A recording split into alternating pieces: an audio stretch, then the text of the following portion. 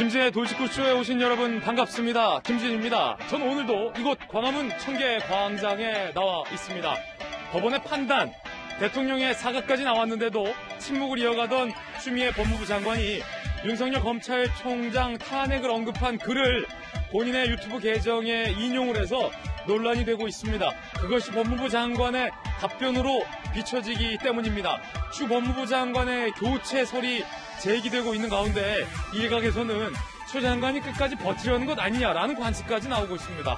잠시 후에 추 장관이 어떤 글을 올렸는지, 대한민국 법무부 장관이 본인이 추진했던 징계 절차 중단에 대한 어떤 답변을 남긴 것인지 공개하겠습니다. 저는 비가 오나 눈이 오나 매일 아침 이곳에서 여러분을 기다리겠습니다. 김지의 돌직구쇼 지금 라이브로 시작합니다. 잠깐만요.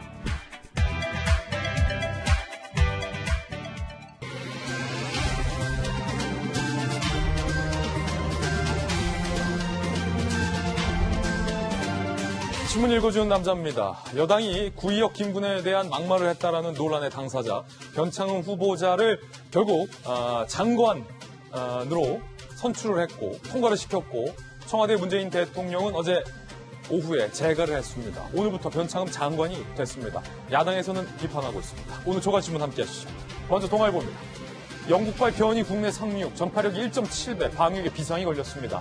공교롭게 항공편을 중단하겠다 영국발, 하루 전에 입국한 3명이 이 변이 바이러스에 감염되어 있는 것을 알아낸 겁니다. 이로써 우리나라에 영국발 변이 바이러스가 상륙했다라고 표현할 수 있게 된 건데 상당히 우려스러운 대목입니다. 방역당국은 기내의 전파 가능성을 면밀하게 조사하고 있습니다. 정 총리는 이번 주가 중대한 기로다라고 밝혔습니다.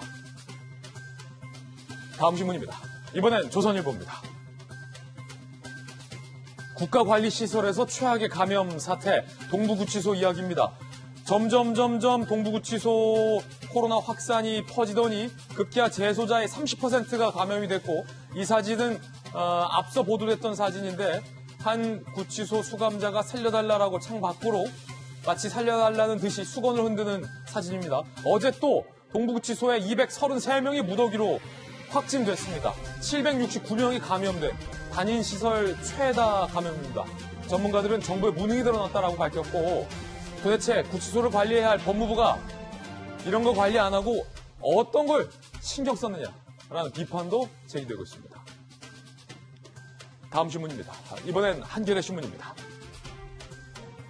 문재인 대통령 논란의 변창흠 임명, 여당이 인사청문보고서를 통과시켰고 야당은 부정 채용 의혹 등을 고발키로 했습니다.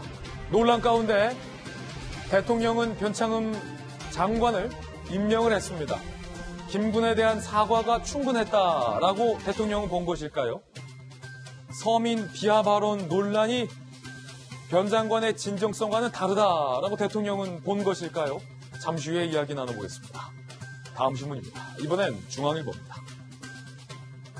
추미애 장관이 법원의 판단에 대해서 묵묵부답이었는데 윤석열 탄핵해도 역풍 안 온다라는 글을 본인의 유튜브 계정에 공유를 했습니다. 이게 추 장관의 답변인 걸까요? 여당 민영배 의원 기고의 일부를 추 장관이 딱 발췌를 해서 올린 겁니다. 본인이 궁지에 몰리자 지지층을 결집하려는 건 아니냐라고 중앙일보는 분석하고 있고, 검찰 내부에서는 대통령도 사과했는데 징계를 추진했던 당사자인 법무부 장관이 오히려 검찰총장 탄핵을 운운하는 것은 대통령의 사과의 진정성을 의식케 한 것 아니냐라고 반발을 하고 있는 상황입니다. 추 장관의 뜻은 과연 무엇일까요? 왜 이런 글을 인용한 걸까요? 잠시 후에 이야기 나눠보겠습니다. 지금까지 신문 읽어주는 남자였습니다. 오늘 아침 저와 함께 등판한 등판선수 소개하겠습니다. 저희 돌직구쇼의 전담 변호사이자 검찰 출신의 젠틀맨 김광삼 변호사님 모셨습니다. 다시 돌아온 돌직구쇼의 명품 시그니처 국민의힘의 김병민 비대위원 나왔습니다. 문재인 대통령의 이비자 현 정부의 초대 대변인 박수현 민주당 홍보소통위원장 모셨습니다. 전직 청와대 출입기자 출신의 베테랑 이재명 부장 나왔습니다. 모두들 어서 오세요. 오늘의 키워드도 3가지 준비했습니다. 하나씩 살펴보죠.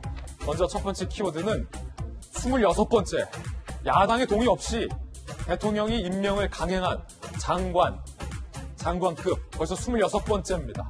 상당히 많은 겁니다. 두 번째 키워드는 탄핵.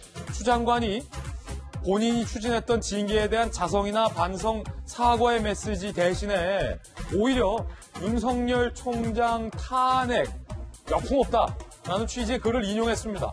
추 장관 무슨 뜻일까요? 세 번째 키워드는 늦장. 구치소발 집단 감염 최대치.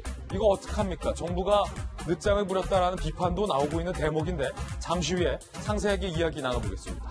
오늘의 톱뉴스는요, 영상으로 만나보시겠습니다.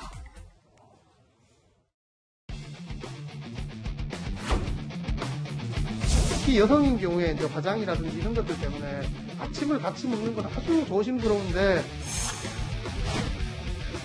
많은 시리즈에서 드러난 의식을 선박함이라든지 국토부 장관으로 임명돼서는 절대 되지 않을 사람을 다시 한번 밝히고 변창흠 후보자의 과거 잘못된 발언에 대해서 진심어린 사과를 주셨고요. 여러 가지 의혹들은 상당 부분 사실이 아닌 것으로 확인되고 제 발언으로 인해 마음의 상처를 입으신 모든 분들께 진심으로 사죄드립니다. 누가 오는 건데? 하지 말라고 했는데 왜 하셨던 거예요? 톱뉴스 주제 공개하겠습니다. 바로 이겁니다. 26번째 야당이 동의 없는 장관이 탄생했고요. 문재인 대통령은 임명을 했습니다. 방금 영상에서 보셨듯이 변창흠 장관은 서민 비하 논란, 김군 모욕 논란, 여성 인식 논란, 강남 과자로 비롯되는 공무원에 대한 갑질 논란, 그리고 측근 채용 의혹 등이 변 장관에게 제기돼 왔었습니다. 여당에서는 특별한 문제가 없다. 그렇게 나쁜 사람 아니다. 라는 결론을 내렸고 야당에서는 뭐 하나 제대로 명확하게 해명된 것이 없다라고 반발을 하고 있습니다. 이런 논란에도 불구하고 대통령은 임명을 강행한 겁니다. 벌써 26번째입니다. 야당의 동의 없이 26번째 임명 강행. 어제 민주당 국토교통위에서 변창흠 인사청문보고서 속전속결 기립 표결했고요. 문재인 대통령이 임명을 제거했습니다. 야당이 반발해도 채택을 강행한 사례가 노무현 정부 3명, 이명박 정부 17명, 박근혜 정부 10명. 합치면은 3개 정부를 합치면 3 더하기 17은 20, 20 더하기 10은 30. 30명인데 현 정부에서만 벌써 26명이 나왔으니 새 정부에 걸친 것과 거의 맞먹는다라는 분석도 한 조간신문에 나오고 있고요. 야당에서는 의회 독재, 형사고발할 것이다 라고 반발을 하고 있는 상황입니다. 어제의 상황, 통과시키려는 여당, 이를 저지하려는 야당, 긴박했던 상황, 직접 영상으로 만나보시죠. 잘못을 깊이 뉘우치고 있는 과거의 발언을 이유로 능력 있는 후보자를 낙마시키는 것이 과연 국익에 도움이 되겠습니까? 그렇게 나쁜 사람 아닌 것 같습니다. 한번 좀 시켜봤으면 좋겠습니다. 의혹이다, 뭐, 이 다 해소됐다, 뭐, 이런 말씀 하시는데, 역으로, 의혹이 전부 다 확인이 됐다. 만약에 임명이 강행이 된다면, 제2의 대통령님 사과가 틀림없이 나올 거로 저는 믿습니다. 마이크 청문보고서 채택이 마치 대통령의 임명을 인정하는 그런 정치적 의미로 이해하고 있지 않다는 거 분명히 말씀드립니다. 기립 표결을 실시하겠습니다. 보고서 채택에 대해서 찬성하신 의원님들 일어나 주시기 바랍니다. 의사 진행 방해하고 재석 의원 수 총 26인 중 찬성 의원 수 17인, 비권 의원 수 9인으로 이 안건은 가결되었음을 선포합니다.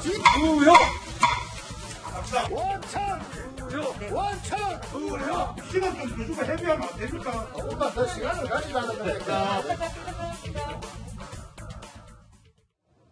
안타깝게 생각합니다라는 진선미 위원장의 발언도 들었습니다. 결국 대통령은 오후에 변창흠 장관에 대해서 임명을 강행하였습니다. 이재명 기자, 앞서서 저희가 이 컴퓨터 그래픽으로 봤는데 26번째 야당의 동의 없이 임명한 장관이 됐습니다. 그런데 정말 한 조간신문이 카운트했던 것처럼, 세했던 것처럼 역대 새 정부를 합친 것과 맞먹는 숫자가 현 정부에서 야당 동의 없이 임명 강행된 거 맞습니까? 그렇죠. 지금 보는 것처럼 노무현 정부 때를 빼더라도 이명박 정부, 박근혜 정부 때 27명이죠. 그런데 문재인 정부가 26명이니까 두 정부랑 거의 비슷하게 봐야 될 것 같고, 그래도 불구하고 많은 언론이 노무현 정부 때를 아마 넣은 이유가 있을 겁니다. 왜냐하면 2005년 노무현 정부 때 장관 인사청문회가 처음 도입됐죠.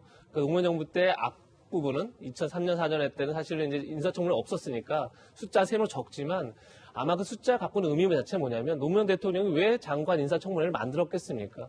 그만큼 뭐 공수처장도 야당의 비토권을 넣었다가 좀 빠졌지만 결국 야당에게 더 동의를 구하고 야당과 더 협치하겠다 이런 의미를 담고 있는 거겠죠. 아, 그게 노무현 정신이다. 그렇게 봐야겠죠. 당연히. 그게 이제 장관 인사청문회를 도입한 취지고 의도일 텐데 사실 보는 것처럼 문재인 정부 들어서서 26명이나 야당의 동의 없이 청문 보고서가 일반으로 채택되고 인사가 강행되고 하는 것들이 이제 계속 반복되어 온 거죠.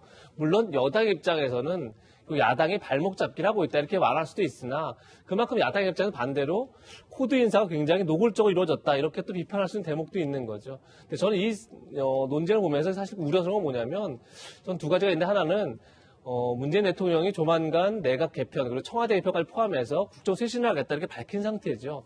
그런데 과연 그 쇄신이라고 하면 항상 뭐 자기 지지층을 향해서 메시지를 주는 게 아니라 상대 지지층 또는 뭐 관망층을 향해서 메시지를 준다 이렇게 볼 수 있는 거죠. 이렇게 해서 쇄신 인사를 통해서 국정 자체를 좀 전환하겠다 이런 의지를 밝히는 건데 예. 아니 변창 후보자 임명 강행으로 인해서 그런 쇄신 메시지가 제대로 전달될까 이런 우려가 있는 거고 또 하나는 뭐냐면 사실 민주주의 사회에서 모든 사항을 다 법으로 규정할 수는 없는 거죠. 그 남은 빈 공간들을 어떤 상식이나 전통이나 관행을 통해서 메꿔 나가는 건데 사실 문재인 정부에서 어떻게 보면 의혹만으로 혹은 논란만으로 임명하지 않을 수 없다 이렇게 밝히면서 굉장히 많은 인사들을 강행했고 그것은 어떻게 보면 다음 정부의 또 하나의 선례가 되는 거죠. 그럼 언젠가 사실 민주주의라는 건 늘 정권 교체가 이루어지는 거고 언젠가 민주당도 야당을 할 수 있는데 그때 과연 민주당 그럼 어떻게 대통령의 일방적인 인사 강행에 대해서 비판할 수 있을지 그런 대목도 좀 우려스럽고 그런 점에서 네. 이것이 과연 좋은 선례일지 나쁜 선례일지 민주당도 고민해 볼 필요가 있지 않나 싶습니다. 네. 이재명 기자 흥미로운 분석했습니다. 자, 과연 이것이 노무현 정신에 부합하느냐. 그리고 나중에 언젠가 민주당이 야당이 됐을 땐 어떻게 하겠느냐. 두 가지 의문을 제기했는데요. 변창흠 장관은 앞서 말씀드렸던 것처럼 여러 가지 논란과 의혹이 많았습니다. 몇 가지 논란들 함께 보시죠. 구의역 참사 변창흠 장관 발언 논란. 구의역 사고 보면 정말 아무것도 아닌 일 때문에 사람이 죽은 것이고 이게 시정 전체를 다 흔든 것이다. 위탁업체 직원이 실수로 죽은 것 사실 아무것도 아닌데 걔가 조금만 신경 썼으면 아무 일도 없는 것처럼 될 수 있었는데 라고 발언을 했습니다. 결국 변창흠 장관이 사한제 유가족들을 찾아가서 사과를 하는 모습도 연출했지만 그 자리에 있었던 정의당 의원이 반발을 하는 모습도 국민들은 본 적이 있습니다. 또 하나의 막말 논란은 이겁니다. 못 사는 사람들이 공유주택 논의 중 공동식당 운영 제한에 못 사는 사람들이 밥을 집에서 해먹지 미쳤다고 사서 먹냐.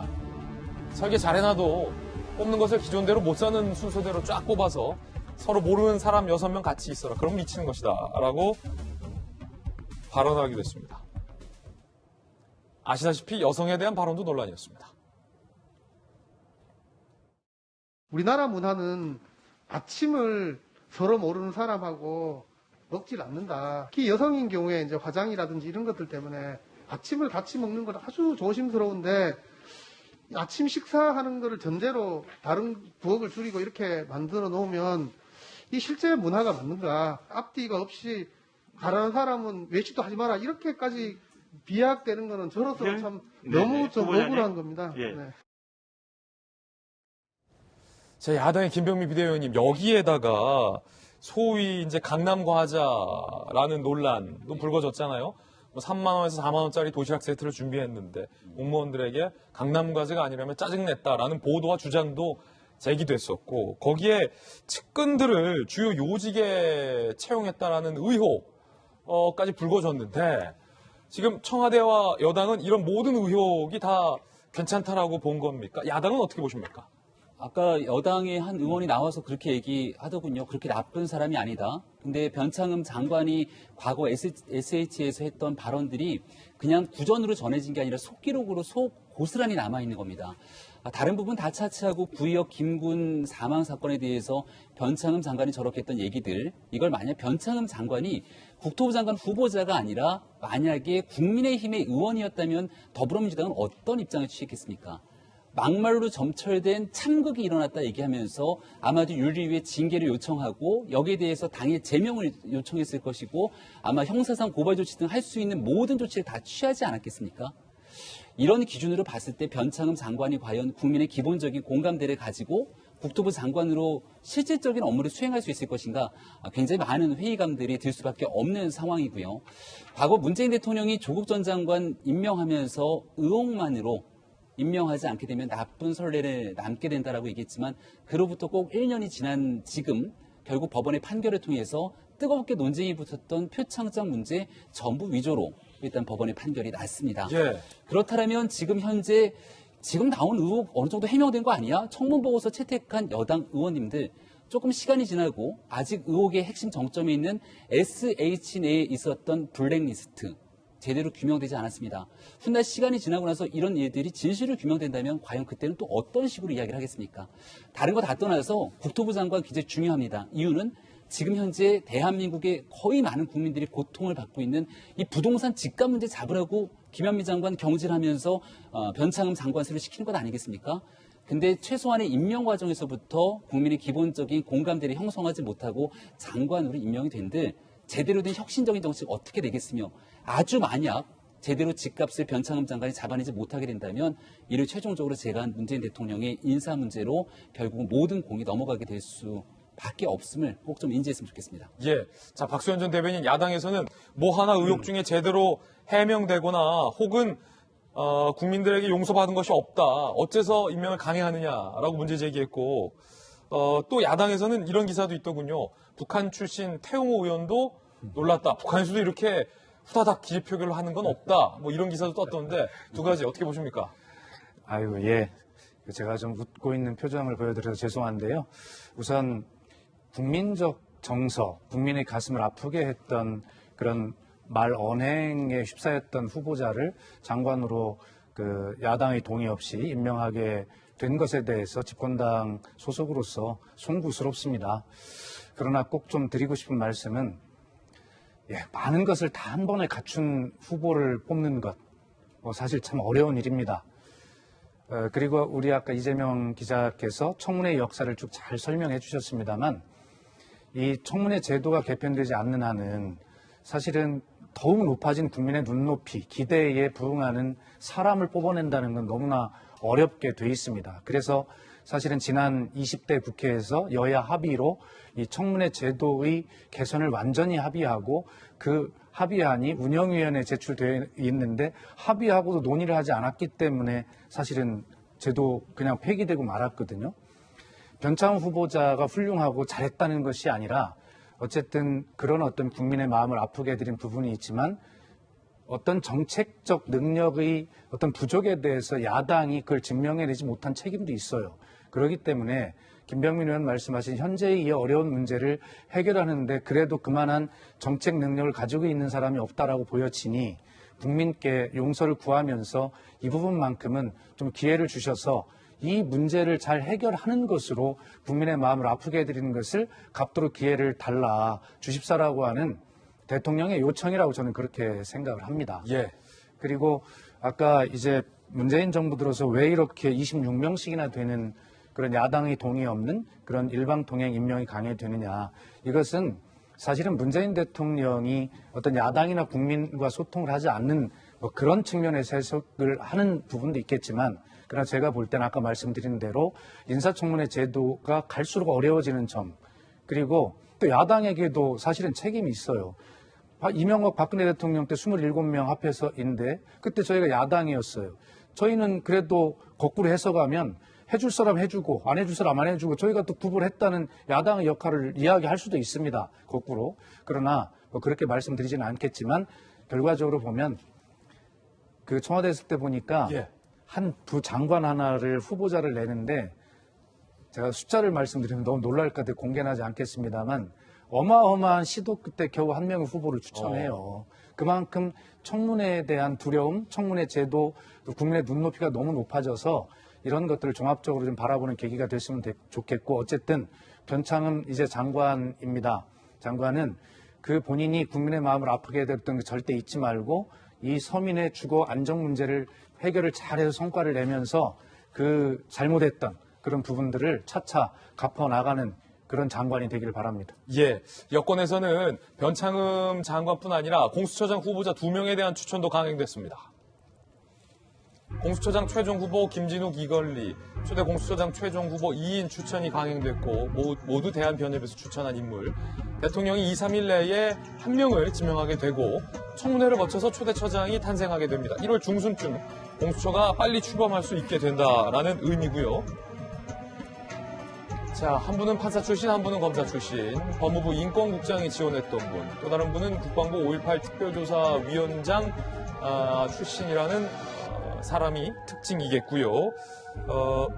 여야의 이야기도 한번 들어보시죠. 두 분 모두 중립적 기관에서 추천한 분들로 공정성과 중립성을 요하는 초대 공수처장으로 가장 적임자 분들입니다. 국민의힘은 이제는 공수처 출범을 막을 수 없다는 사실을 명심하고 공수처 출범에 적극 협력해야 할 것입니다. 제대로 된 검증을 할 그런 권한들이 박탈된 채 민주당 추천위원과 이에 동조하는 단체들의 결정으로 이루어진 것이기 때문에 우리 국민의힘은 이를 전혀 인정할 수가 없다는 점을 밝혀둡니다. 이 결정의 효력 집행정지를 구하는 절차를 밟을 것으로 알고 있습니다. 자, 그런가 하면 이 개각의 분위기와 맞물려서 추미애 법무장관에 대한 교체 내지 징계 내지 유임 가능성 다양한 설들이 나오고 있습니다. 일단 추 장관 후임으로 박범계 의원이 가장 유력한 것 아니냐라는 설이 대두되고 있습니다. 어제 대통령 총리 오찬 이번 주 중 추 장관 교체에 공감대. 박범계 의원이 추 장관 후임으로 지금 정치권에서 거론되고 있고요.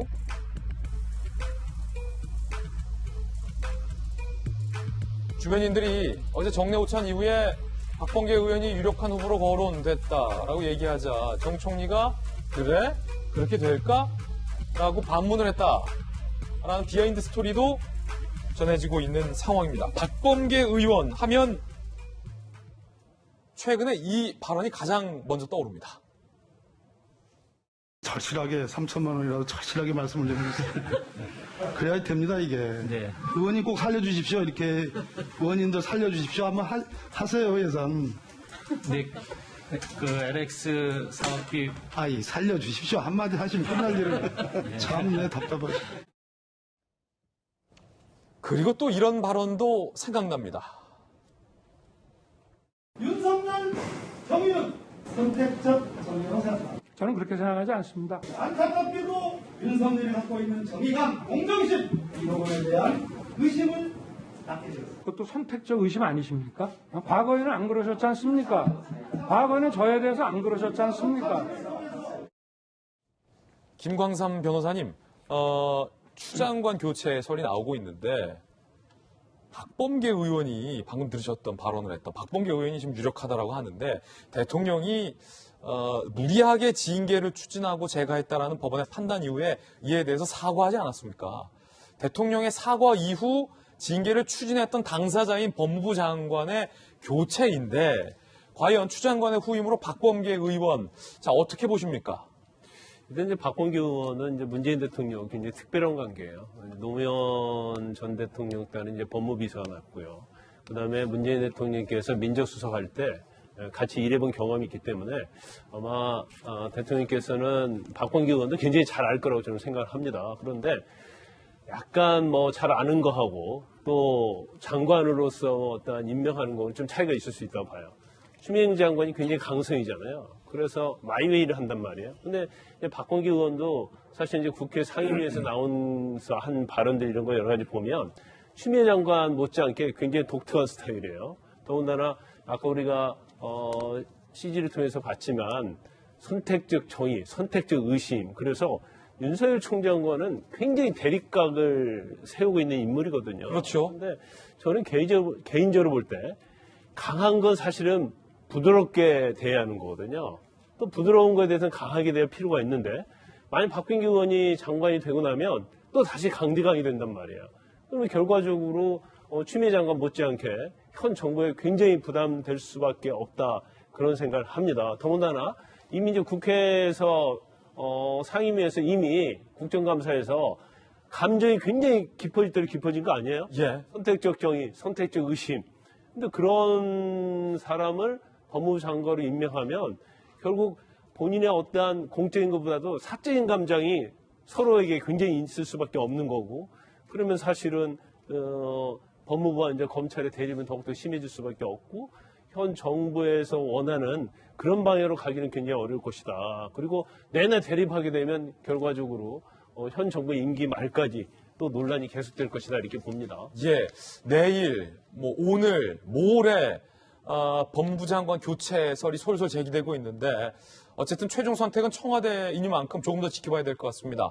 추 장관 이야기 나와서 말인데요. 두 번째 이슈를 소개하겠습니다. 본인이 추진했던 징계에 대해서 법원이 무리한 징계 절차였기 때문에 즉각 중단돼야 한다라는 판단이 나왔는데도 추미애 법무부 장관은 그간 묵묵부답을 해왔습니다. 그런데 그런 추 장관이 윤석열 총장이 꼭 탄핵돼야 한다라는 글을 인용을 했습니다. 이거 무슨 뜻일까요? 함께 보시죠. 윤 탄핵 꼭 필요 글 공유한 추미애 장관. 윤석열 탄핵. 역풍은 오지 않는다. 그러니까 탄핵해도 된다는 거죠. 탄핵은 자연인 윤 총장에 대한 단죄가 아니다. 수구 카르텔의 중심. 검찰의 예봉을 꺾어야 나머지 과제들의 합리적, 효율적 배치가 가능하기 때문에 그래서 탄핵이 꼭 필요하다라는 민영배 의원의 글 중에 일부를 발췌해서 인용을 했다. 전체를 인용한 게 아니라 발췌 인용이다. 이에 대한 반응 A검사 중앙일보 보도에 따르면 대통령도 사과했는데 법무부 장관이 외려 윤 탄핵론을 꺼내들고 있다. 지지층 결집이 한 것이다. B검사의 강구. 사과는커녕 사퇴 의사조차 없는 것 아니냐라는 이야기까지 나오고 있습니다. 이재명 기자. 자, 추 장관의 답변 궁금합니다. 왜냐하면 본인이 징계를 추진했었고 이건 총장이 당장 직무에서 배제되고 징계될 사안이다라고 그간 국민들 앞에서 강력하게 주장을 해왔고 명확한 근거도 있다고 주장을 해왔던 추 장관이 법원의 판단에 따르면 명확한 근거도 없이 부당한 절차로 윤 총장을 무도하게 징계했기 때문에 당연히 법무부 장관으로서의 입장이 나와야 하는 상황인데 총장 탄핵이 필요하다라는 이 글을 인용한 것이 그에 대한 답입니까? 저도 사실 보면서 굉장히 약간 당혹스러웠다. 솔직히 저도 그런 생각이 들었는데 어쨌든 대통령의 사과를 하게 만든 책임자를 볼 수 있는 거죠. 어쨌든 법원에서 윤석열 총장의 징계 집행정지를 인용하면서 절차상으로 문제가 있었다. 기본적으로 기피 신청할 때 의결 종족수를 제대로 채우지 못해서 무효다. 이렇게까지 표현을 했죠. 그리고 징계 사유를 두고도 사실상 굉장히 법원에서도 부정적인 그런 반응을 많이 보였습니다. 그런 상황에서 물론 본인이 직접 쓴 글은 아니죠. 민영배 의원의 글인데 민영배 의원이 이제 언론에 기고한 글입니다. 그 내용의 핵심이 뭐냐면 거기에 글을 보면 윤 총장 탄핵에 필요한 4가지 이유 이렇게 이제 제목이 부제가 달려 있고 윤 총장 탄핵의 역풍을 우려하는 모습은 치열하지도 않고 간절하지도 않다. 이제 이렇게 글을 시작합니다. 그러면서 조금 전에 본 것처럼 그러니까 지금 추미애 장관이 인용한 것처럼 수구 카르텔의 중심 역할하는 검찰의 예봉을 꺾기 위해서라도 탄핵을 추진해야 되고 그래야만 검찰 개혁도 제대로 굴러간다. 이제 이런 것이 그 글의 요지인데 그 글을 링크를 걸고 이제 일부 내용을 발췌하면서 지금 추 장관이 올린 겁니다. 그렇다면 본인도 이제 거기에 동의한다. 이렇게 볼 수 있는 거겠죠. 그런데 정말 의문인 건 뭐냐면 탄핵은 징계와 또 다른 겁니다. 전혀 다른 거, 질적으로 완전 다른 거죠. 징계는 사실 법률적으로 꼭 위반하지 않더라도 품위 손상 같은 걸로도 징계를 할 수 있습니다. 하지만 탄핵은 명백하게 헌법과 법률을 위반해야만 탄핵이 가능한 겁니다.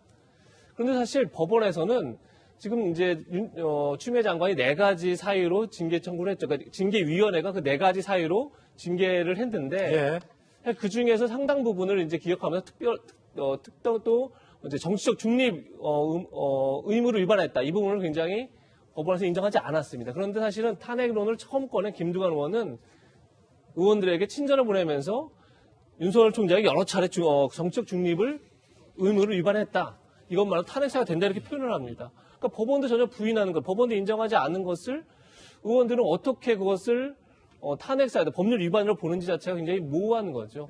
그런 상황에서 추미애 장관까지 저기에 동조했다는 것 자체는 굉장히 대통령 사과와는 결이 멀어져 버린 거고, 그만큼 어떻게 보면 추미애 장관이 이 사태를 수습해야 할 책임이 있는 사람에도 불구하고 오히려 그거와는 거꾸로 가고 있는 게 아닌가 이런 생각이 들었습니다. 이재명 기자 개인견인데 김병인 비대위원님, 예. 야당에서는 어떻게 봅니까? 대통령이 사과했는데 정작 징계를 추진했던 법무부 장관은 사과를 하지 않고 오히려 윤 총장 탄핵을 인용했다. 그럼 앞에 대통령이 사과한 거는 과연 뭐가 되는 건지에 대해서 이재명 기자도 방금 지적했잖아요. 예. 자, 야당은 어떻게 봅니까? 추미애 장관에게 필요한 건 지금쯤 삼보일배가 아닐까 싶은데요. 다시 탄핵이 언급된 글을 공유했습니다. 묘하게 과거의 추미애 장관의 모습이 좀 떠오르기도 하죠. 당시 노무현 전 대통령 탄핵에 앞장섰다가 결국 여론의 역풍을 맞게 되고 훗날 시간이 지나서 삼보일배를 통해 정치적으로 재기했던 추미애 정치인의 모습이 아련하게 떠오릅니다. 지금 현재 그 대통령 선거에 대한 여론조사를 보니까 추미애 장관 이름이 저 아래쪽 하단에 들어가 있는 여론조사들이 덜어 보이기도 합니다. 그런 측면을 보게 된다면 추미애 장관은 왜 윤 총장에게 얘기했던 것처럼 적극적으로 나서서 대권 여론조사에서 내 이름 빼주세요라고 하지 않았을까? 이런 생각이 드는 대목이기도 합니다. 똑같이. 적어도 제가 보기에는 추 장관께서 직접 나서서 대권 여론조사에 내 이름 빼주세요라고 했던 그런 언론 보도나 기억을 본 기억이 전혀 존재하지 않습니다. 문재인 대통령께서도 본인이 직접 구두로 국민들 앞에서 얘기하진 않았지만 무튼 이번 일에 대해서 깊은 유감에 대한 사과 표명을 한 상황이기 때문에 야당 입장에서는 만족스럽지 못한 사과일지라도 추미애 장관이 하게 되는 저 같은 행보를 보게 되면 이거 대통령 발언의 진정성이 있긴 한 것인가. 그리고 추미애 장관 혼자만의 얘기가 아니라 집권 여당이 의미 있는 정치인들까지 나서서 윤 총장 탄핵 운운하고 결국 국민과 그리고 사법부와도 맞서 싸우겠다는 모습을 보여주는 건 아닌가라는 생각이 듭니다. 결국 선택은 추미애 장관의 몫이고 또 선택은 집권당인 더불어민주당의 몫이라고 생각합니다. 하지만 그렇게 무리하게 밀어붙였던 노 전 대통령 탄핵에 관련된 결과가 어땠는지는 추미애 장관 스스로가 가장 잘 알 것이라 보고요. 지금 윤석열 총장에게 많은 지지가 쏠리게 되는 모습들은 이건 단순하게 정치인 윤석열을 막 띄워주려고 하는 국민의 의도가 아니라 살아있는 권력에 대해서도 엄정하게 한번 수사할 수 있는 모습을 찍어 누르려고 하는 문재인 정부에 대한 엄중한 국민의 경고가 아닐까, 이런 생각을 왜 추미애 장관은 한 번도 해보지 않는지 굉장히 깊은 유감이 듭니다. 추 장관의 언행을 보면 대통령의 사과에 진정성이 없다는 것은 야당의 견해라는 말씀 드리겠고요. 과연 추 장관은 기자들의 질문에 답변을 했을까요? 들어보시죠. 장관님, 긴 시간 끝에 공수처장 최종 후보 2명 선출됐는데 어떻게 생각하시나요? 국민들께서 많은 기대를 해주셨는데 여러 가지 이유로 늦었지만 늦게나마 이렇게 훌륭한 두 분의 후보를 추천할 수 있게 돼서 다행스럽게 생각합니다. 오늘 사표 수리될 거란 말도 있던데 혹시 언급 받으신 거 있나요? 법원의 인용 결정에 대해서는 소감이 어떠신가요? 결과적으로 대통령이 대국민 사과하는 결과가 나왔는데 여기에 대해서 어떻게 생각하세요? 윤석열 총장 법원 결정에 대해서 한 말씀 해주시죠. 법원 결정에 항의 안 하세요? 기자들의 저 질문은 얄궂은 질문이 아니라 우리 국민들이 궁금한 것을 대신해서 묻는 질문입니다. 따라서 법무부 장관은 이 국민들의 질문에 대해 답변을 할 의무가 있다라고 적어도 저는 생각을 하는데, 어째서 법원에 의하면 무리한 징계를 추진할 때는 국민들 앞에 그렇게 많은 말씀을 하시더니 법원에 의해서 본인의 징계 추진이 무리하다라는 판단이 나왔는데도 추 장관은 이에 대해서 발언하지 않고 오히려 탄핵 얘기를 꺼낸 겁니까? 글쎄, 어제는 추미애 장관에게 좀 각별한 날이었을 겁니다. 우선 그 검찰개혁의 한 절반, 한 축이라고 할 수 있는 그 공수처와 관련한 공수처장 후보 추천위원회에서 2명의 추천이 마무리된 그런 날이고, 그 굉장한 그 갈등의 시간, 질곡의 시간을 거쳐온 추미애 장관으로서는 검찰개혁의 중요한 일익을 담당했다라고 하는 그 중요한 성과를 거둔 날이기도 하거든요. 그러면서 사실은 아직도 검찰개혁을 완수하기 위해서는 가야 할 길이 먼데, 라고 하는 그런 미완의 검찰 개혁에 대한 아주 각별한 그런 아쉬움. 그러나 법무부 장관으로서 공수처만큼은 이렇게 출범이 됐다라고 하는 검찰 개혁의 또 하나의 성과의 강조, 이런 것들이 교차한 그런 특별한 날이었을 겁니다. 아마 그런데 이제 저는 개인적으로 그런 생각이 드는 게 바로 전날 추미애 장관이 페이스북에 쓴 글을 보면 그날이 쉽게 오지 않았음을 알았어도 그날이 꼭 와야 한다는 것을 절실히 깨달았습니다라고 하는 이 말로 사실은 검찰개혁이 끝까지 완수돼야 된다라고 하는 메시지는 충분히 전해졌다, 이런 생각을 하게 되고요. 그다음에 아까 김병민 의원도 지적을 했습니다만 야당으로부터 그런 공격의 빌미를 갖게 되는 것이거든요.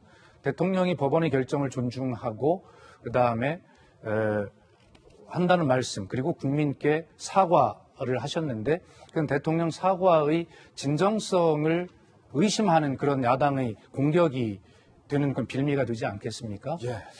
예, 추미애 장관의 검찰 개혁에 대한 그 열정과 어떻게 마무리해야 된다라고 하는 건 충분히 공감하고 기분 강개함을 공유합니다만, 그러나 대통령의 사과가 나온 시점이고 꼭 어떤 공성전을 하는 데 있어서 꼭 정문을 돌파하는 것만이 그 성을 함락시키는 그런 100%의 정답은 아니다. 공성을 하는 방법에는 정문을 공격하는 방법도 있지만 여러 가지 방법들이 있지 않습니까?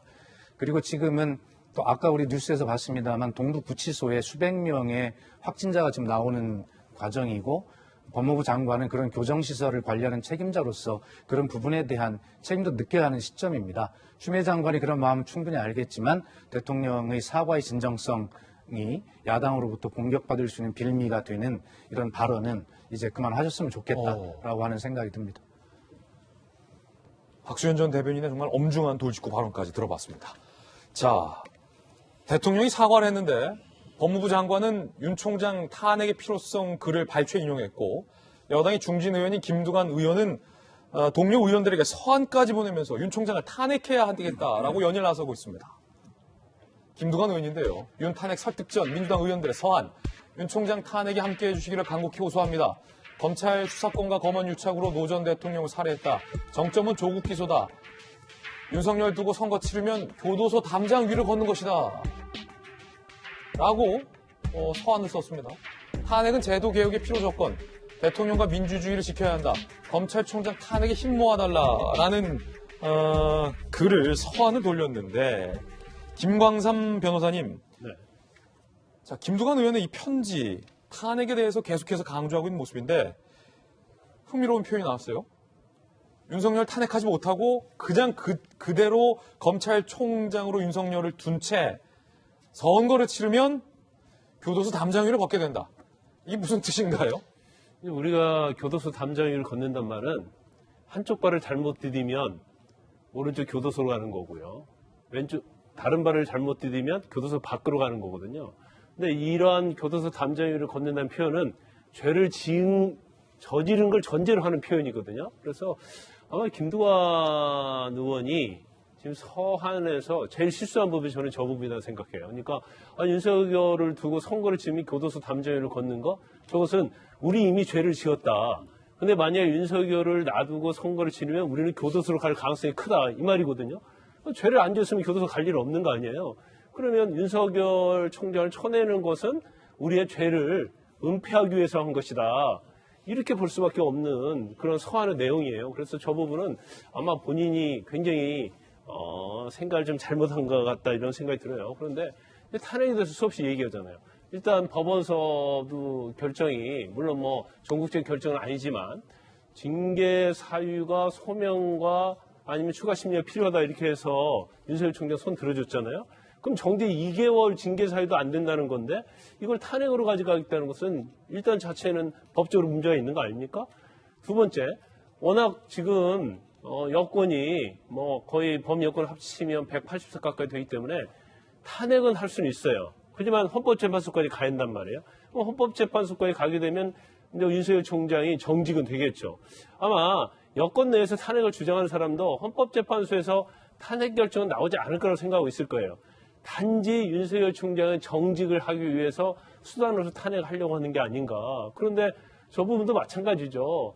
사실 만약에 탄핵에 통과됐다고 해봐요. 그러면 윤석열 총장이 그만둘 때까지, 현 정부 끝날 때까지 모든 블랙홀은 탄핵으로 갈 겁니다. 그러면 현 정부에서 어떤 동료를 가지고 국정을 운영할 수 있겠습니까? 그런 걸 생각하지 않고 단지 자신의 어떤 정치적 이익을 위해서 저런 말을 하는 것이 아닌가, 그런 생각이 들 수밖에 없어요. 그래서 탄핵을 꺼내기 전에 탄핵 자체가 현 정부에 도움이 되는 것인지, 여당에 도움을 되는 것인지, 국민에게 도움을 되는 것인지, 국가를 위한 것인지, 그 부분을 대전제로 생각하고 탄핵 얘기를 꺼내야지, 단순히 지지를 받겠다랄지, 아니면 여러 가지 윤석열 총재에 대한 사적 감정을 위해서 탄핵을 이용한다랄지, 이런 일이 있어서는 안 되겠죠. 김광삼 변호사님의 견해였습니다. 앞서 김두관 의원의 이제 교도소 담장과 관련된 어떤 김광삼 변호사님의 개인적 견해도 들어봤는데, 죄를 자인했다기보다는 억울하게 정죄당할 수도 있다라는 뜻으로 저런 표현을 썼다라는 추측도 아마 가능할 것 같다라는 말씀도 사적으로 좀 덧붙이겠습니다. 그런가 하면 정의당에서는 민주당 일각에서 불고 있는 윤 총장을 탄핵해야 한다라는 의견에 대해서 정의당은 동의할까요? 반대할까요? 김두관 더불어민주당 의원이 연일 윤석열 검찰총장 탄핵을 외치고 있습니다.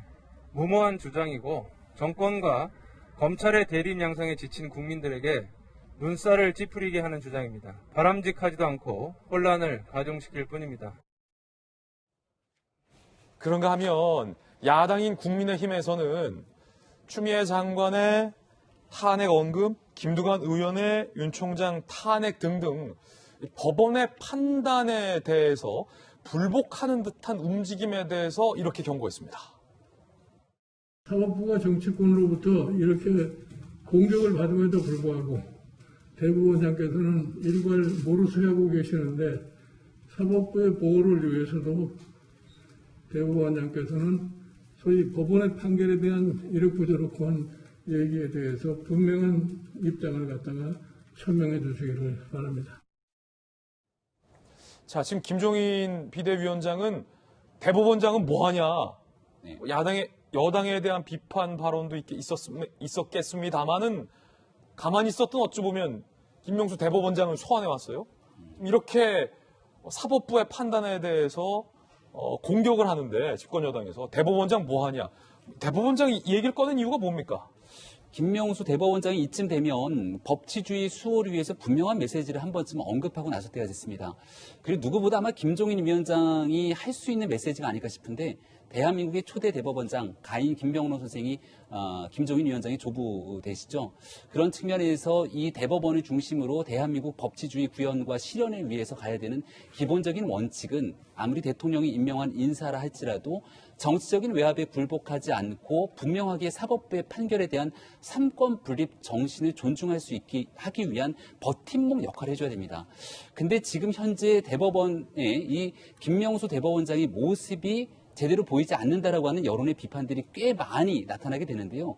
이것은 비단 지난번 있었던 판결만의 문제가 아니라 앞으로 이어지게 될 수많은 판결에서도 집권 여당을 비롯한 굉장히 많은 정치적 공세가 있을 때 사법부의 재판관 한 명 한 명의 판결을 존중할 수 있도록 도와주게 되는 최대의 버팀목 역할을 해줘야 되는 것이거든요. 그런 측면에서 김명수 대법원장에게 정말 정치적인 고언들을 아끼지 않았다 생각하고, 지금이라도 김명수 대법원장이 스스로 나서서 이것은 여권이든 야권이든 삼권 분립의 원칙 속에서의 법치주의의 근간을 지켜나갈 수 있는 기본적인 원칙을 꼭 좀 지켜달라는 읍소의 말씀을 이쯤 되면 김명수 대법원장이 할 때가 됐다고 생각합니다. 지금 야당의 주장은, 그러니까 박수현 의원님, 정경심 교수에 대한 법원 1심 판결이 나왔는데도 여권의 정말 핵심 인사, 이름만 들으면 누구나 알 인사들이 나서서 예수에 비유하는가 하면 법원의 판단에 유감을 표명하고 마치 법원의 판단이 잘못됐다는 식의 움직임, 거기에 윤 총장 징계에 대한 법원의 판단에도 불구하고 방금 김두관 추미애 장관처럼 이를 불복하는 듯한 메시지 나오는 것에 대해서 집권 여당이 어떻게 사법 질서를 훼손하느냐라는 질문이거든요. 어떻게 보십니까? 그러니까 어느 정당이든 당내에 여러 가지 목소리가 있을 수 있고 역동성이 있을 수 있습니다. 김종인 비대위원장께서 대법원장을 소환하시는 것은 뭐 이해를 충분히 합니다만 시기가 조금 빠르다 하는 생각이 들고요. 어쨌든 다양한 의견들이 우리 당뿐만이 아니라 그 당에서도 나올 수 있고 다 하고 있는데, 어쨌든 당의 공식 입장, 당론 이런 것들로 일반화되고 정리되지 않은 입장에 대해서 그렇게 말씀하시는 것은 좀 시기가 이르다 이런 말씀을 드리고 싶고요. 어쨌든 그 탄핵의 논의나 그다음에 정경심 교수 재판에 관한 청와대 국민청원 시스템에 올라오는 40만 명이 넘는 일반 국민들의 어떤 청원 이런 것들을 민주당의 통일된 또 결정된 입장이다라고 이렇게 상정을 해놓고 전제하고 말씀하시는 것은 맞지 않다라고 하는 말씀을 드립니다. 이 시점에서 가만히 있다가 문재인 대통령께서 예전에 쓰셨던 자서전의 한 구절이 문득 생각이 났거든요. 그게 뭐냐면 제가 정확한지는 모르겠습니다. 생각만 적어봤기 때문에 우리의 이념, 정책, 주장 때문이 아니라 그것을 표현하는 태도 때문에 많은 사람들이 우리와 거리를 둔다라고 하는 이런 말씀을 쓰신 적이 있거든요. 아마 지금 또 집권당이 된 지금 민주당의 입장에서는 이 말을 정말 곰곰하게 성찰하면서 봐야 될 때가 아닌가, 여당 다워야 될 때가 아닌가 하는 생각이 들고요. 어쨌든 다양한 목소리들이 있지만 이미 대통령의 사과, 법원의 존중 이런 메시지가 나왔고 이낙연 대표의 또 메시지가 나와 있고 그 와중에 이런저런 목소리들이 뭐 일부에 나오고 있습니다만 이런 것들이 잘 정리가 돼서 민주당, 문재인 대통령의 표현을 제가 인용했습니다만 이러한 국민께 드리는 민주당의 태도에 대해서 종합적으로 판단하시게 될 때가 있을 것이라는 말씀을 드리겠습니다. 예. 그런가 하면 구속된 월성 공무원들과 관련된 한 조간신문의 보도가 오늘 나왔습니다. 소개해드리겠습니다. 지난 4일 A국장 B서기관 530건 자료 삭제 혐의로 구속이 됐죠. 이후 중앙일보 보도에 따르면 삭제 지시 윗선을 캐물을 때마다 입에 자물쇠를 건 것처럼 침묵했다라는 보도를 중앙일보가 했습니다. 윗선 얘기만 나오면 전원 자물쇠 채우고 엉뚱한 대답. 법무부 내년 초 인사 때 원전 수사팀 해체를 기대하는 노림수 같다. 인사 전에는 백운규 전 장관 최이봉 사장을 조사해야 한다라고 검찰 관계자는 중앙일보에 보도했습니다. 이 보도는 정확하게 사실로 보기에는 아직 확인해야 할 부분이 많습니다. 사실로 단언할 수 없다라는 말씀 드리고요. 중앙일보가 오늘 보도하고 있기에 그 기사를 일단은 소개해드리는 차원에서 전해드린 건데요. 이재명 기자, 이게 어떻게 된 겁니까? 검찰 추측이니까 말씀하신 것처럼 더 확인이 필요하겠죠. 근데 중요한 건 어쨌든 지금 원전 수사 관련해서 이제 윗선을 밝히는 게 검찰의 가장 큰 숙제인데 아마 수사가 그렇게 쉽진 않아 보입니다. 난항을 겪고 있는 것 같습니다. 그러다 보니까 이제 저런 얘기가 밖으로까지 흘러나오는 게 아닌가 싶은데 어쨌든 지금 2명이 구속 기소됐고 1명이 불구속 기소됐는데 그로부터 월성 원전 1호기 경제성 관련 문건을 한 530건 정도 파기했다. 지금 이렇게 검찰이 보고 있는데 과연 누구의 지시로 인해서 그다음에 그 후에 뭐 어떤 이제 그 일들이 있었느냐를 관련해서 사실 이제 검찰은 아무래도 이제 백운규 전 산자부 장관 그리고 최이봉 전 청와대 산업정책 비서관 지금 가스공사 사장이죠. 두 사람이 어쨌든 배우가 아니냐 이렇게 좀 의심하고 거기에 대해서 진술을 받고자 하는 것 같은데 아마 지금 구속 기소된 국장 그리고 서기관도 굉장히 입을 닫고 있다. 자물쇠를 치고 있다. 뭐 이렇게 지금 기사는 되고 있습니다. 그러다 보니까 검찰 입장에서는 결국 조만간 원전 관련 수사팀, 그러니까 대전지검에 있는 수사팀이 해체될 거를 염두에 두고 일단 침묵하는 게 아니냐 이렇게 지금 검찰을 의심하는 것 같습니다. 아마도 윤석열 총장도 본인 징계에 대해서 집행 정지를 신청하면서 거기에 긴급하게 본인이 복귀해야 할 이유를 두고 원전 수사가 좌초될 수 있다. 그리고 수사팀이 공중분해될 수 있다. 이런 이제 의견을 달았었죠. 아마 그 연장선상에서 나온 얘기 같은데 글쎄요 뭐 어쨌든 지금 검찰 입장에서는 1월 달에 이제 정기 인사가 있기 때문에 그 전까지 속도를 내야 되는 그런 상황인 거고 거기서 뭐 검찰이 어떻게 수사력을 발휘하느냐 문제지 저걸 반드시 저렇게 연결시킬 수 있나 약간 의문이 들긴 합니다. 그럼 다음 발언 안에도 여기서 발언 기회 한번 딱 주십시오. 아니, 발언 안 할게요. 다음 번도 드리겠습니다. 하십시오. 그런데 사실 이 돌직구 쇼를 시청하시는 우리 시청자 여러분들께서 오해를 하실까봐 돌직구 쇼 의도하고 다르지 않습니까? 예. 아니 이런 것 때문에 바로 검찰 개혁이 필요하다는 것입니다. 자칫 잘못하면 이래서 언론개혁까지 나갈 수 있는 것이거든요. 아니 어떻게 저런 수사를 하는데 검찰 관계자 발로 정확치도 않은 발로 특정 언론사가 이걸 마치 특종처럼 씁니까? 무슨 소설 씁니까?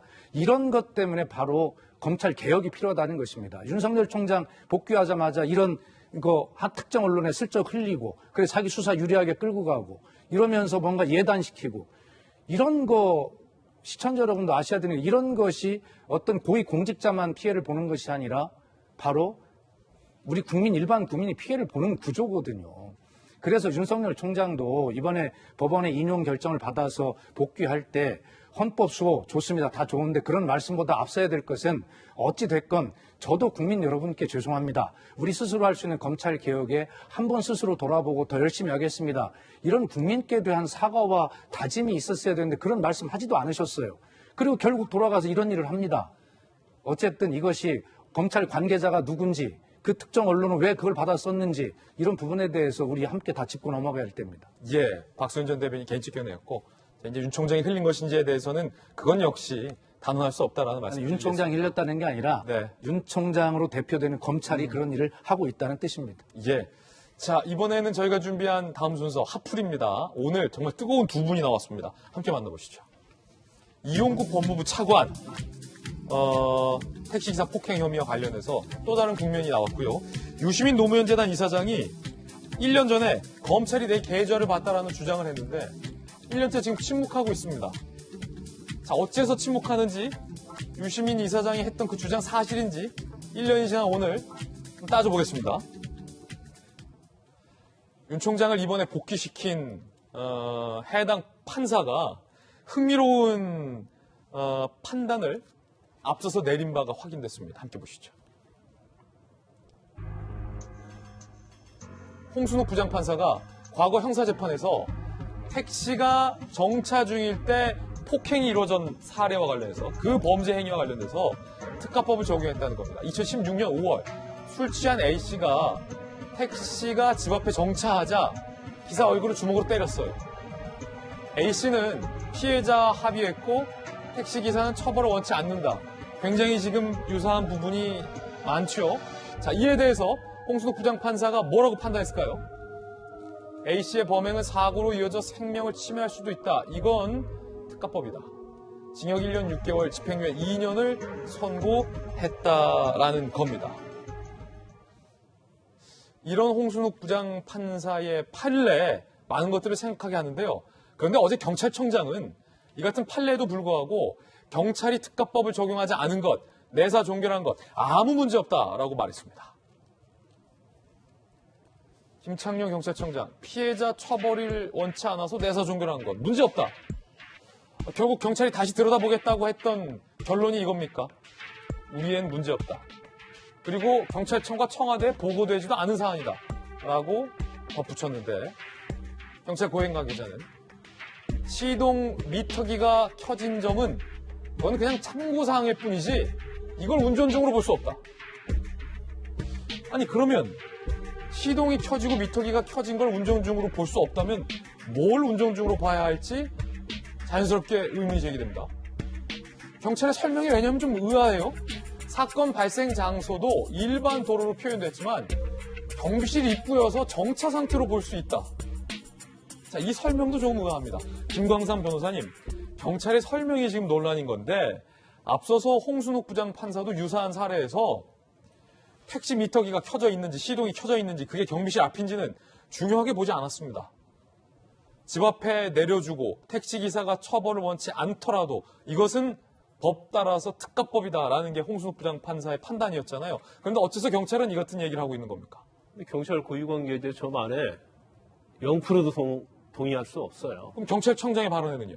저도 0% 동의할 수 없어요. 그건 저희 단정적으로 얘기할 수 있어요. 근데 우리가 법이라는 것은요, 어떻게 보면 이혈련, 비혈련 얘기하잖아요. 그러니까 이렇게 갈 수도 있고 저렇게 갈 수 있는 여지가 있을 때 거기에 대해서 법 해석에 문제가 있다고 봅니다. 근데 이번에 이용구 차원 관련된 저 사건은 이건 이혈령, 비혈령 할 수 있는 그런 사건이 아니에요.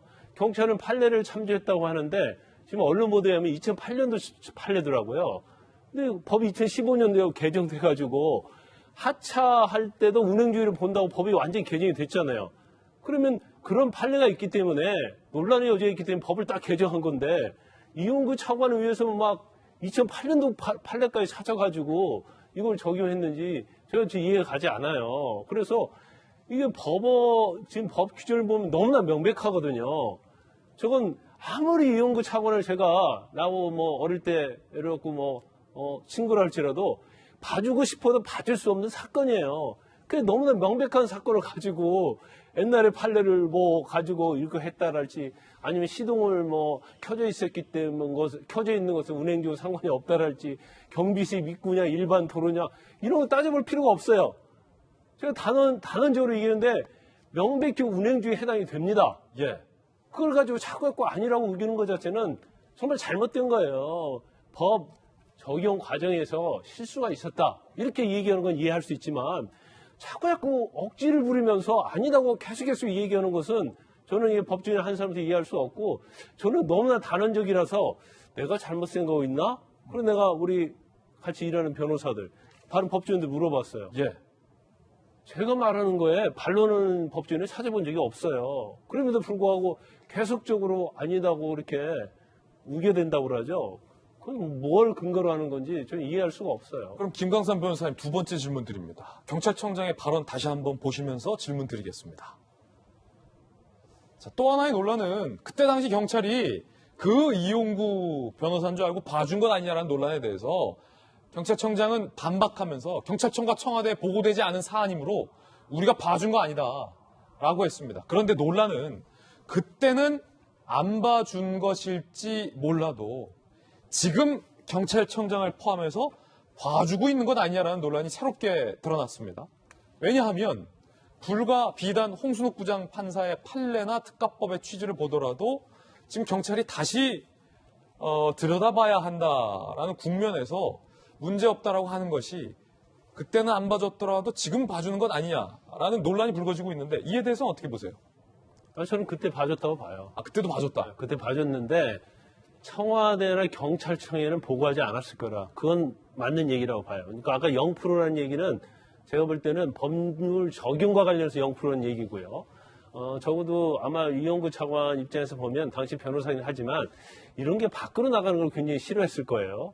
그래서 어떻게 해서든지 피해자고 처벌을 해서 본인이 처벌받지 않는 그런 생각을 했을 가능성이 크기 때문에 이게 청와대랄지 경찰청까지는 보고되지는 않았을 거다.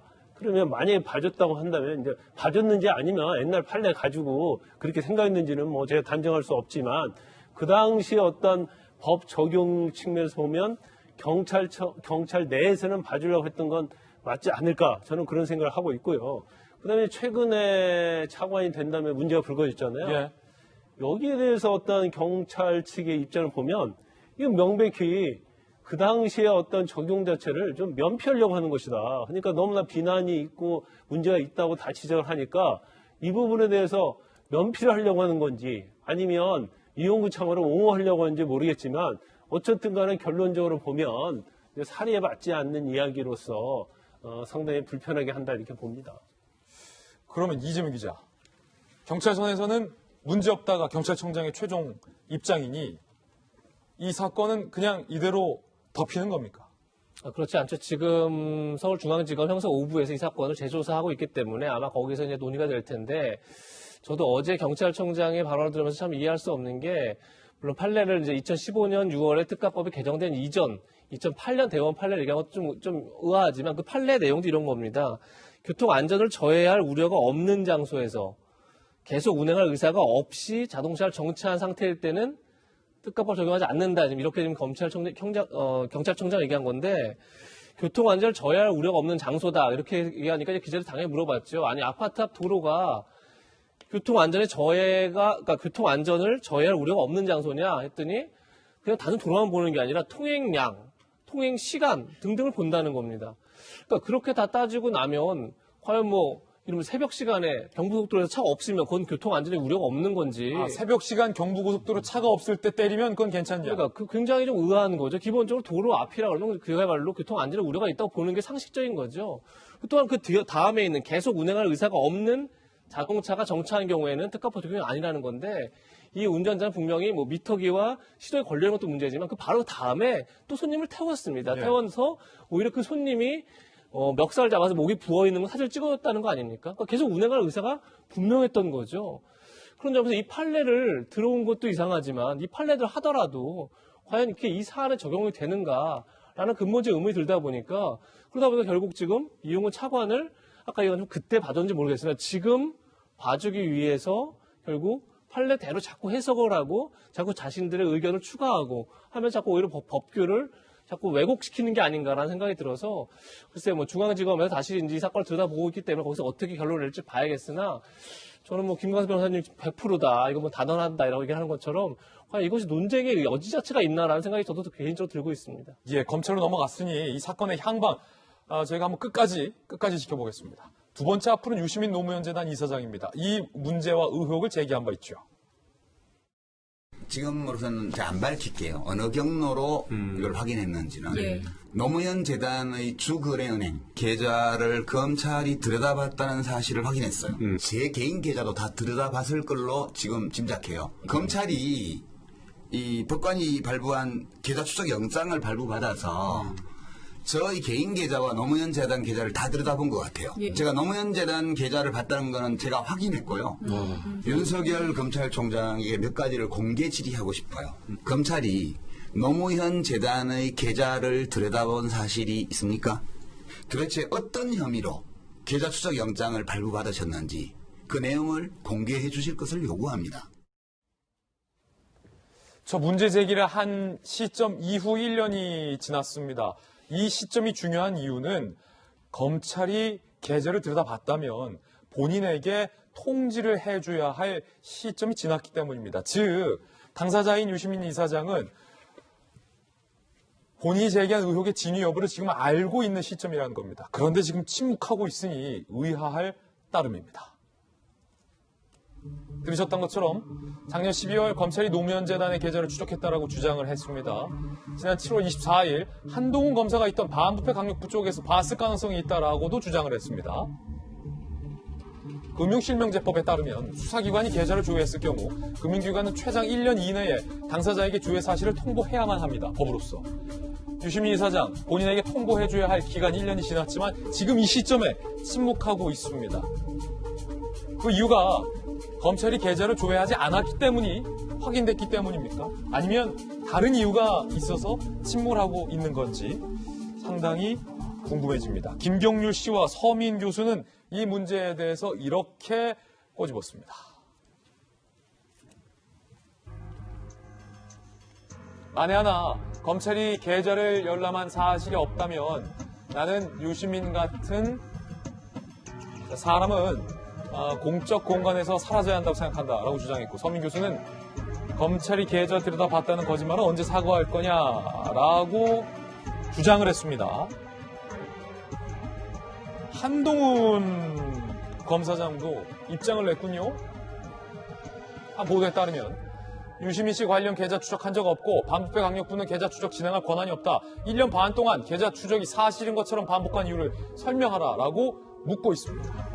이 질문은 야당에게 먼저 드리겠습니다. 네.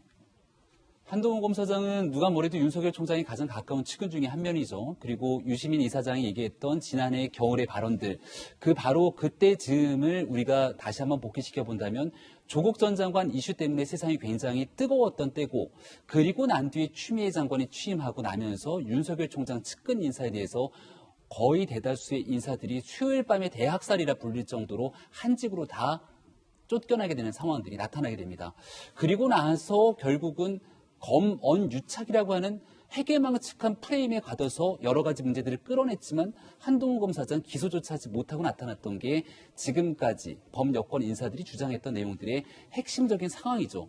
그리고 지난해 12월과 올해의 상황들을 염두에 보게 된다면 올해 4월에 대한민국 정치사에 굉장히 중요한 명운을 가름하는 총선이 있었습니다. 그리고 그 총선 전에 결국은 조국 전 장관에 대한 수사는 명확하게 이루어지지 못한 상태로서 검찰 조직의 인사가 이루어진 것 아니냐, 이런 생각이 지울 수가 없는데요. 유시민 이사장 한 명의 발언의 힘이 굉장히 셉니다. 사회적인 영향력이 크고요. 굉장히 자신감을 가지고 조국 전 장관 문제가 없다, 그리고 윤석열 총장 오히려 계좌 들여다본 것 아니냐고 검찰이 얘기하면서 힘줘서 얘기하게 되는데, 시간이 한 달, 두 달, 석 달, 한 1년 정도 지나고 나면 그때 무슨 주장을 했는지 온데간데 없이 사라지고, 나중에 또다시 정치적으로 불리한 이슈가 나왔을 때 힘줘서 정치적인 진영에 있는 사람들 선동하듯이 이야기하게 되면 이런 불행한 역사가 반복돼서는 안 될 것 아니겠습니까? 따라서 1년이라고 하는 시간이 분명히 지난 지금 여기에 대해서 만약 유시민 이사장의 주장이 사실이라면 법적으로 통보가 갔을 테니 이제는 유시민 이사장이 본인 스스로 명명백백하게 관련된 내용들을 이야기할 때가 됐다는 것이고요. 이것 플러스 알파로 그동안 정경심 교수, 표창장 등 정말 숱한 얘기들을 유시민 이사장 그리고 김종민 의원 그 당시에 있었던 지금 현역에 있는 여러 국회의원들까지 국민 앞에서 엄청나게 많은 이야기들을 했는데 결국 법원의 판단 결과 그 내용 거짓으로 드러나지 않습니까? 그럼 여기에 대해서 본인들이 했던 얘기들에 대해서 최소한의 사과 혹은 과거의 자신들의 판단이 틀렸다라고 하는 점들에 대한 얘기들을 끄집어내야 되는데 그때는 그때고 지금은 또 다른 이슈로 넘어가서 또 다른 이야기를 펼치게 된다면 국민들은 이런 이야기들을 일컬어서 궤변이라고 얘기할 수밖에 없다. 이렇게 말씀드리고 싶습니다. 예.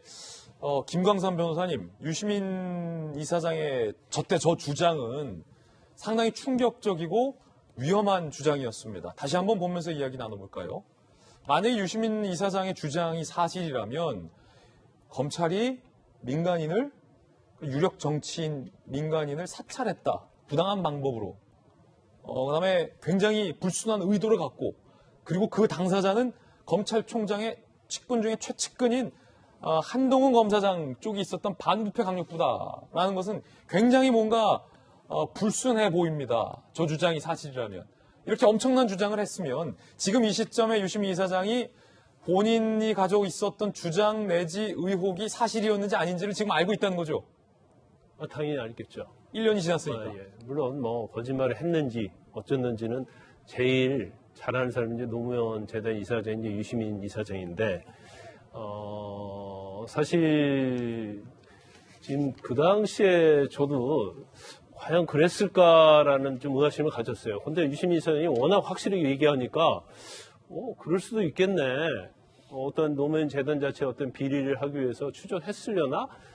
그랬을 거라는 약간 의심도 있지만 그럴 수도 있겠다는 생각을 가졌어요. 근데 이제 만에 하나 유시민 이사장이 제가 볼 때는 유시민 이사장의 어떤 스타일로 보면 아마 계좌 추적했다는 통보서가 은행에서 왔다고 하면 그걸 알리려고 해서 다 전부 다 이걸 발표했을 거예요. 그리고 SNS도 올리고 그리고 제가 사진도 찍어서 올렸을 거예요. 근데 이제까지 그런 행동을 안 한 걸 보면 아직 안 왔을 가능성이 크다. 그러면 사람들은 아니 금융실명제법에 의하면 1년 이내에 계좌 추적을 통보하기로 돼 있는데 이것을 유시민 이사장이 안 받았을 가능성이 크다 이렇게 보면 사실 유시민 이사장이 거짓말할 가능성이 확률적으로 높아지는 거예요. 그런 하나가 있고 또 하나 이럴 수 있죠. 은행에서 또 잘못해가지고 보내야 하는데 안 보내서 이걸 못 받을 수 있겠죠. 그 두 가지 가능성이 있는데 사실 이제 전자로 좀 가는 것 같아요. 그런데 이 부분은 유시민 이사장이 반드시 해명해야 돼요. 왜 해명해야 하냐면 그냥 일반적인 의료재단을 지른 재단 이사장이 아니잖아요. 노무현 재단 이사장이에요. 노무현 대통령의 정신을 기리는 아주 상징적 의미에서 어떤 재단 이사장이거든요. 재단 이사장으로서 정말 신뢰에 관련해서는 굉장히 중요한 문제거든요. 근데 이 부분을 만약에 그냥 대충 아무런 언급도 않고 넘어가는 것 자체는 본인에 대한 신뢰뿐만 아니라 노무현 재단에 대한 신뢰에도 문제가 생길 수 있어요. 그래서 본인이 이 부분에 대해서 제가 볼 때는 지금 1년이 넘었잖아요. 예. 그럼 통보가 은행에서 안 왔다고 하면 그건 사실은 유 이사장이 거짓말했을 가능성이 크다고 믿을 수밖에 없거든요. 그래서 이 부분은 분명하게 짚고 넘어가야 한다 이렇게 봅니다. 박수현 의원님. 예. 아니, 지금 김광삼 변호사님 정리를 잘 하셨는데 저는 첫째, 유시민 이사장이 의도적으로 거짓말을 만들어서 했을 리는 만무하죠. 무언가 본인이 그런 의심과 의혹 또 나름대로의 근거가 있으니까 발언을 그 당시에 했을 거 아니겠습니까? 자, 지금 그거에 대한 질문이 있어요. 답하라는 요구가 있죠. 유시민 이사장이 거짓말을 했을 일은 없다고 보지만 왜 그렇게 본인이 생각을 했는지에 대해서 지금 입장을 밝히면 될 일입니다. 그리고 사과할 일이 있으면 하면 되는 것이죠. 의도적으로 거짓말을 만들어서 했다라고 의심하는 것은 좀 과한 측면이 있다는 말씀을 드리고 싶고요. 제가 2019년에 19대 국회의원을 하는데 그 당시에 문재인 대통령이 되기 전에 당 대표일 때 그 보좌진이 그 통화 기록을 불법으로 추적당한 이런 의혹이 있었어요. 그래서 당내에서 모든 국회의원들에게 한번 개별적으로 통화 기록을 한번 다 점검해봐라. 그런 게 있나. 그래서 저도 제 소속 통신사에 저희 통화 기록을 어떤 수사기관에 제공한 적이 있습니까라고 공식 질문서를 보냈더니 그 통신사 답이 오기를 검찰의 요청에 의해서 통신 기록을 제출했다는 답이 왔어요. 그래서 검찰에 물었습니다. 왜 내 통화 기록을 뭐 때문에 요구해서 가져갔냐. 그랬더니 답이 딸랑 한 줄이 왔는데 수사 중이라 답할 수 없음이었어요. 현역 국회의원에게도 이런 짓을 한 것이 검찰이었어요. 그리고 그 뒤에 어떤 답변이 없었어요. 이것과 그것이 저는 동일시하진 않지만 그러나 되게 오랫동안 진보 진영에 그렇게 운동을 해왔던 그런 인사들에게는 검찰이 그렇게 하지 않을까라고 하는 그런 트라우마 같은 것들이 있어요. 이건 제 개인적 경험이고요. 그러나 그렇다 하더라도 유시민 이사장께서는 본인이 내가 의도적으로 거짓말하지 않았다라는 그런 것을 분명하게 답변에 대한 요구가 있으니 정확하게 해명하실 필요가 있겠다는 말씀을 드리고 싶습니다. 예. 자, 이번엔 저희가 준비한 다음 이슈입니다. 코로나 지옥된 동부구치소. 이 문제에서도 법무부 장관 책임론이 제기되고 있습니다. 동부구치소에서 무슨 일이 벌어지고 있는 걸까? 최악의 감염. 어제 기준으로 동부구치소에서 신규 확진자가 233명이 발생했고요. 누적 확진자가 757명, 전체 인원의 4분의 1이 감염된 겁니다. 어허, 간단한 일이 아닙니다. 단일 시설 내 최다 규모의 감염입니다. 12층짜리 아파트형 건물이고 수용 인원 초과 상태, 3밀, 밀접, 밀집, 밀폐. 법무부가 첫 확진자 발생 후 3주 지나서 전수검사를 실시했고 확진 발생 이전 수용자들에게 마스크를 지급하지도 않았다. KF를. 수용자들끼리 마스크 돌려 쓰거나 처음 마스크를 착용했다. 라는 보도가 나오고 있습니다. 그러자 법무부는 구치소는 예산이 부족하다. 일반 국민도 마스크 구하기 어려운 상황에서 수용자들에게 마스크 매일 지급했다면 국민 여론이 좋지 않았을 것이다. 라고 되려 목소리를 높이고 있는 그런 상황입니다. 마침 오늘 코로나 속보도 떴습니다. 정세균 총리가 757명이다. 지금 상황에 대해서 이 얘기를 했고 신규 확진자 수도 나온 것 같은데요. 정세균 총리는 이 문제에 대해 송구하다라고 사과를 했고요. 신규 확진자 수가 1,046명, 1,000명을 훌쩍 넘어서 발표가 됐고 1일 코로나 확진자로 인한 사망자 수가 40명이 발생을 했습니다. 코로나가 걸려서 숨진 숫자가 역대 최다치가 나온 겁니다. 자, 일단 동부구치소 문제부터 좀 한번 볼게요. 이재명 기자. 많은 전문가들은 오늘 조간신문에서 법무부의 대처가 부족했다. 그리고 초동 대응에 실패했다라는 지적을 하고 있는데 법무부는 이에 대해서 일반 국민도 쓰기 부족한데 만약에 재소자들에게 마스크 초기에 돌렸으면 오히려 더 좋지 않았을 것이다. 라는 소위 적반하장식의 답변을 나왔고 이게 무색해진 게 조금 전 총리는 송구하다라고 사과를 했습니다. 법무부의 이 태도가 아마 이 문제가 제기됐을 때 법무부 장관은 도대체 동부구치소의 코로나 문제를 신경 안 쓰고 어떤 문제에 혈안이 돼 있냐라는 책임론으로 이어지면서 그 법무부의 저 같은 답변이 나왔던 것도 무관치 않아 보이는데 자 어떻습니까? 어떻게 보십니까? 그 동부구치소 문제 관련해서 좀 정세균 총리가 사과를 했죠. 그래서 그 전에도 굉장히 동부구치소 문제 관련해서 법무부에 화를 냈다 이런 이제 보도도 있었습니다. 그러니까 지적을 한 거죠. 어떻게 여기까지 사태가 왔느냐. 어떻게 보면 K방역의 가장 실패 사례 중에 하나로 나중에 기록되지 않을까 싶은데 마스크 문제만 하더라도 지금 최초 확진자가 나오고 나서 마스크를 제공했다. 그건 마스크를 다 제공하기 힘들었다. 그럴 수도 있지만 어쨌든 전수조사 이루어진 게 3주 만입니다. 그럼 그 전에라도 최초 확진자로부터 직접 접촉한 사람, 간접 혹은 또 이제 접촉하지 않은 사람들을 분리했어야 되는데 사실 동부구치소의 가장 큰 문제는 12층짜리 5개 동이 따닥따닥 붙어 있죠. 그리고 실외 공간이 없죠. 그렇기 때문에 모두가 굉장히 밀폐된 곳에서 밀접하게 접촉을 하고 밀집되어 있다는 겁니다. 그리고 이미 최저 수용 인원을 더 초과해서 인원이 들어가 있고요. 그렇기 때문에 초기부터 어쨌든 분리를 했다 그러면 조금 나았을 텐데 분리를 하지 않은 상태에서 결국 3주가 지나서 전수조사를 하고 나니까 확진자가 폭증을 한 겁니다. 결국은 초기 대응이 실패했다고 볼 수밖에 없는 건데 글쎄요. 그러다 보니까 법무부 입장에서는 당연히 이 문제를 어떻게 여기까지 방치했나 이런 지적이 나오는 건데 사실 조금 전에 처음 얘기했지만 추미애 장관이 한 번도 동부구치소를 방문했다는 얘기도 없었고 사실 이 관련해서 발언한 적도 없죠. 추미애 장관이 어제 본인의 SNS에는 동부구치소가 아니라 아마 조두순 쪽을 이제 감독하는 보호관찰소를 방문한 걸 올려놨던데, 물론 그것도 이제 중요하고 어떻게 국민들이 관심 높은 거죠. 조두순 감독하는 문제도. 하지만 지금 어쨌든 총리가 사과할 정도로 가장 큰 지금 관심사가 동부구치소인데 어떻게 한 번도 방문하지 않고 한 번도 관련 언급을 하지 않을까라는 의문이 드는 거고, 결국은 법무부의 잘못으로 인해서 대통령이 사과하고 법무부의 잘못으로 인해서 총리가 사과하고 이런 사태가 계속 벌어지고 있는 거죠. 그 점에서도 추미애 장관이 어떤 책임감을 느끼고 나름 당장 내일 교체든 하나 있더라도 마지막까지 이 문제를 좀 책임감 있게 정리하는 그런 노력이 필요하지 않을까 싶습니다. 이재명 기자 흥미로운 분석했는데 법무부 장관이 추진했던 징계 때문에 대통령이 사과하고 법무부 장관의 관리 감독 하에 있는 동부구치소의 방역 실패 때문에 국무총리까지 사과를 했다. 야당에서는 어떻게 보십니까? 기본적인 책임을 통감해야 되지 않겠습니까? 이쯤 되면 지금 보는 것처럼 지난달 27일 첫 번째 확진자가 나왔다고 합니다. 그때 초동 대처를 어떻게 했는지에 따라서 그 이후의 상황은 완전히 달라졌을 겁니다. 지난달 27일 하면 생각나는 게 그때 즈음에서 추미애 장관이 찾았던 건 동부구치소가 아니라 기자회견하기 위해서 대검을 찾았죠.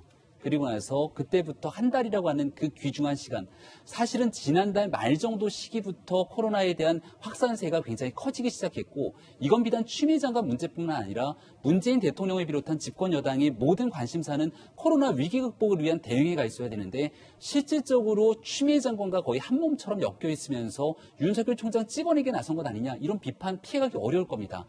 저때 마스크를 두고 저는 법무부 관계자가 했던 얘기를 경악하지 않을 수가 없는데요. 예산 문제 때문에 국민 동의 얻기 어려울 거라고 했지만 저때 마스크를 제때 조금 지급했을 때 들어가는 예산들과 지금 이렇게 대규모 확진자가 나와서 여기에 대한 전수조사 그리고 이송, 여기에 대한 치료 등에 대해서 들어가는 정부 예산 나중에 꼼꼼히 한번 비교해서 법무부에 대한 질타의 시간들이 반드시 찾아올 거라고 봅니다. 추미애 법무부 장관이 제대로 역할을 하지 못했죠. 그러면 차관이라도 나서서 역할을 해야 될 것 아닙니까? 그 법무부 차관이 누굽니까? 돌직구쇼에서 이렇게 얘기 숱하게 하고 있을 정도로 지금 본인에 대한 재조사, 수사에 대해서 나서야 되는 이용구 차관, 택시기사 폭행과 관련된 의혹에 휩싸여 있는 인사를 제대로 된 인사검증 없이 임명했던 게 문재인 정부에서 이뤄진 일입니다. 지금 현재로서는 이런 정치적인 비판, 다툼할 여지도 없습니다. 아비규환이라고 얘기해도 부족함이 없는데 동부구치소 내에 일어났던 이 교정시설 내에서 일어난 코로나 감염 문제 신속하게 정리하고 대한민국에 있는 숱한 기관 속에서 또다시 이런 일들이 반복되지 말한 법이 없습니다. 모든 국력을 집중해서 이런 문제 해결하기 위해 노력해야 되고요.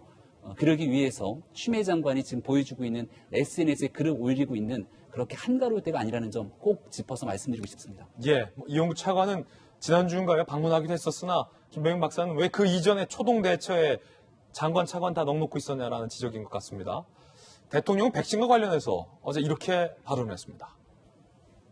우리나라가 백신을 충분히 확보하지 못했다거나 접종이 늦어질 것이라는 염려가 일각에 있습니다. 사실이 아닙니다. 이미 충분한 물량을 확보했고 내년 2월부터 의료진, 노인 요양시설 등의 우선순위 대상자부터 접종을 시작할 수 있을 것으로 예상하고 있습니다.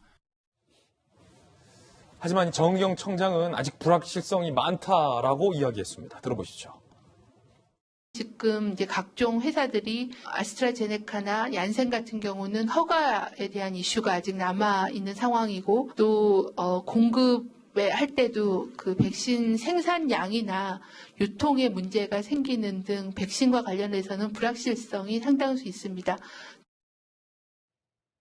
자, 김광삼 변호사님, 이게 보도에 따라 좀 다르긴 한데 이제 대통령의 말씀과 정 청장의 발언이 다른 건 아니냐라는 지적도 있고 그게 큰 선상에서 보면 다르지 않다라는 보도도 있는데 어떻게 보십니까? 제가 볼 때 이제 큰 선상에서 보면 다르지는 않은 것 같아요. 근데 접종이 지연되는 것 자체는 맞다고 봐요. 왜냐하면 지금 미국 같은 데는 한 200만 명 이미 접종했다고 그러잖아요. 또 영국도 뭐 몇십만 명씩 접종을 했어요.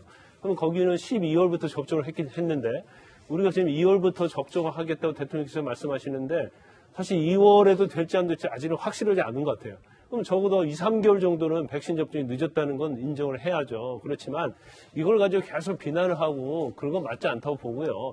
늦었지만 지금이라도 이제 최선을 다해서 어떻게 하면 빨리 접종을 수입을 해서 집단 면역을 시킬 것인지 이걸 여당이든 야당이든 이제 힘을 모아야 할 때라고 봅니다. 예, 말씀 주신 것처럼 정부로서도 백신 확보에 아마 최선을 다하리다라는 생각도 듭니다. 저희들은 60초 광고 후에 돌아오겠습니다. 잠시 후에 뵙죠. 네, 오늘 저희가 준비한 소식 모두 다 전해드렸습니다. 지금부터 시작되는 인터넷 라이브 방송 2사 말로에서는요, 본방에서 미처 못다 했던 추미애 장관 교체, 과연이라는 주제로 오늘은 김광산 변호사, 이지명 기자 두 분 모시고 이야기 나눠보겠습니다. 2사 말로 라방에도 많은 관심 부탁드립니다. 저희들은 내일 아침 9시 15분에 더욱더 풍성한 소식 들고 인사드리겠습니다. 오늘 하루는 분명 어제보다 나을 겁니다. 좋은 하루 되십시오. 고맙습니다.